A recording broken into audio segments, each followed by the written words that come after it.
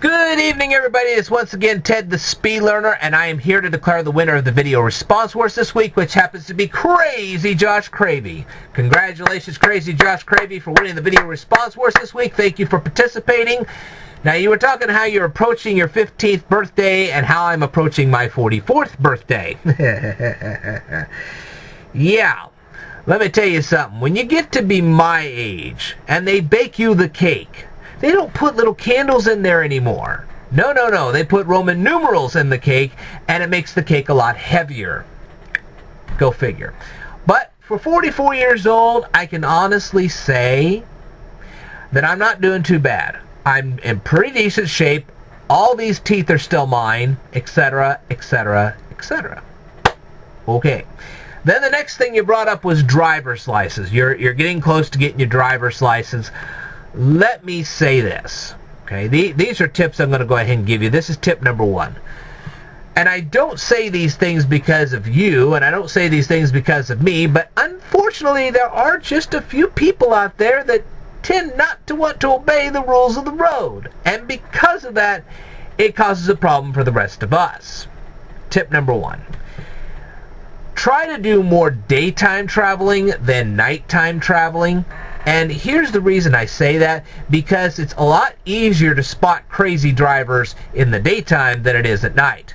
And if you get really good at spotting crazy drivers in the daytime, well, then turning to night will not be much of a problem. See what I mean?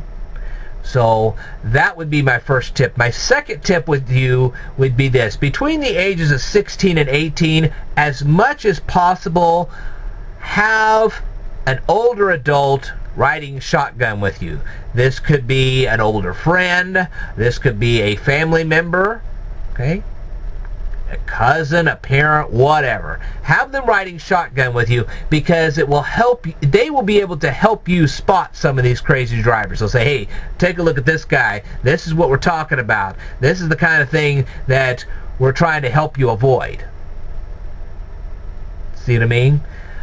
The third thing I would say is try to limit how much driving you're doing between the time of 16 and 21. And here's the reason why. When you have a wreck between the ages of 16 and 21, especially if you're male, and it's unfortunate to say this, but if you have a wreck between 16 and 21 as a male, usually your car insurance will skyrocket. Okay? Not always, but usually it will. And that's the last thing you want. So the less you drive, the less likely you'll get into a wreck, and the less likely you get into a wreck, the less likely your insurance will spiral out of control. See what I mean? So that's kind of where I'm going with this.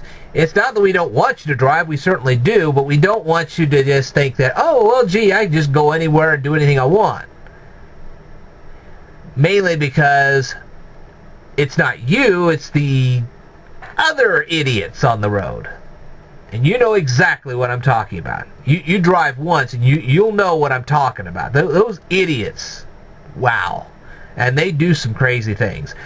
Another thing is, always respect black ice. I cannot tell you how many wrecks I've seen because of black ice. The road looks very deceptive. It looks like it's clear as day. And then you hit the black ice. Bam! And I have seen lots of cars fly into the ditch because of black ice, and they didn't respect it.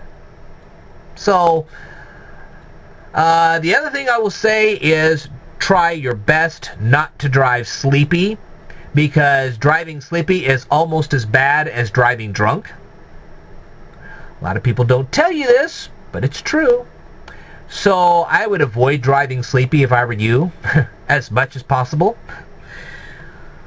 So hopefully these little tips will help you out. And if you want to know more, I'll be happy to tell you what I can. And keep in mind, it's usually somebody else's crazy action that ends up getting you into a mess. So the less you're on the road, the less likely you'll be dealing with them. And after a while, you'll be sitting there, I agree with you, man. I don't want to be one of the best ways to avoid a wreck is not to be in rush hour. Don't be in rush hour traffic. If you're at all possible, do not be in rush hour traffic. Even if, say, you get a job and say you get off at 5 o'clock, honestly, if I were you, I would wait till 6 to get on the road. And now you see why. I would leave your house a little extra early in the morning to go to work, simply for the fact of avoiding some of the idiot drivers that are on the road. I honestly would do that until you get more experienced. Once you get more experience, then that's just a big problem. But until you get that experience, I would do that. It's just a thought. Another thing that I would not do until you've had enough experience is to get on the road during lunch hour between 12 and 1. That's another one. Yeah. Even if you have to sit in the employee break room and eat your lunch, I would rather you do that than lose your car. Just saying. You can always, the day before, get restaurant food, put it in the refrigerator, and heat it up the next day and eat it. Except for fries. But then again, you can buy a bag of fries and take it with you. It's frozen, you cook it, there you go. But then again, I wouldn't eat fries all the time because they have oil and they have salt, and neither one of them is that good for your health. Especially in those quantities. So, just some thinking there. You are more than welcome to give me some feedback. I'd love to hear from you. And once again, congratulations. I hope you do well with your driving. I hope you stay safe and well. I would rather not see you in a body cast. I don't want to see your car turned into an accordion. So hopefully some of my tips will keep you from going through all that. Anyway, I will tell you more in a future video, so stay tuned.